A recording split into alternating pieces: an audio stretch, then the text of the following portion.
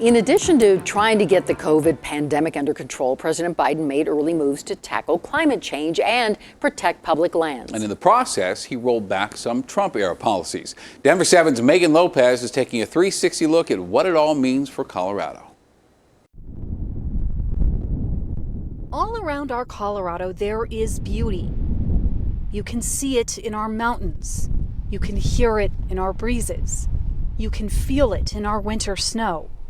For centuries, the United States has worked to protect our public lands. But a study published in the Science Journal found the Trump administration was behind the largest reduction in protected lands in history. Now, with a new administration in control, what does the future hold for all this beauty? In this Denver 7 360, a conservation group, the oil and gas industry, and a law professor will all weigh in on President Biden's plans for public lands and what they mean for Colorado.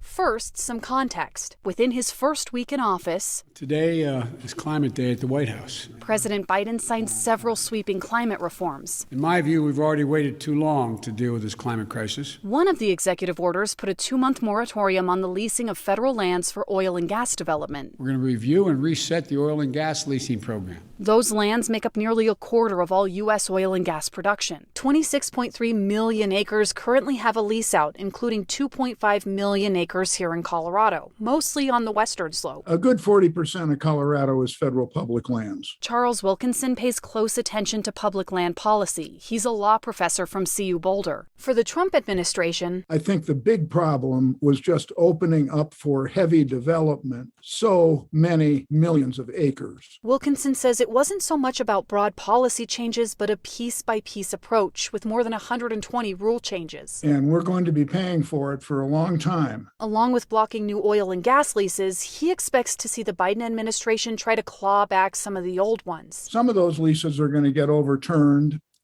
Some came too late in that the Biden administration, if it acts soon enough, can eliminate some of them. And he says President Biden's pick for Interior Secretary will play an important role. Deb Haaland is a Native American, and if she's confirmed, she would be responsible for issuing those leases. The Biden administration has a lot of room to run.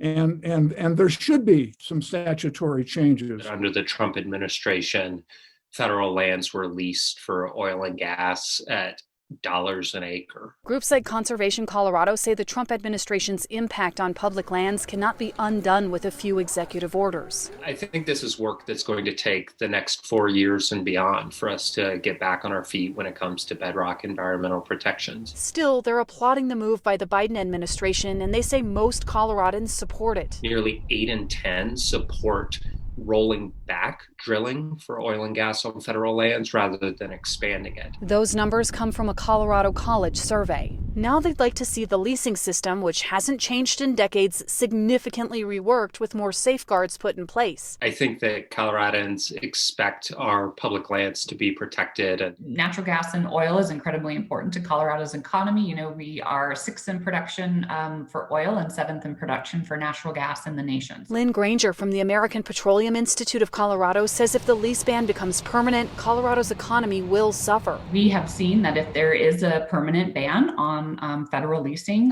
for Colorado, that could mean around 18,000 jobs lost, and it could mean around $108 million in state revenue. Those numbers come from a recent API report. She argues that if the Biden team truly cares about the climate, instead of having countries with loose regulations supplying energy, you want the production of that natural gas and oil to occur right here in the U.S. The U.S. does it safer and cleaner than anywhere else. Beyond that, Granger says Colorado has some of the strongest regulations in the nation, so there can be a balance. Not a choice between the energy that we all use and need every day and protecting the environment. We can have both. With any change comes challenge. Already, the Biden orders are facing a lawsuit by the Western Energy Alliance, saying the ban on leases exceeds the president's power. For now, though, all this beauty will remain untouched as the new administration puts a bigger focus on preserving public lands. Megan Lopez, Denver 7. And now we'd love to hear from you on this. What is the right approach for the future of our public lands? Please send us an email. The address is 360@thedenverchannel.com.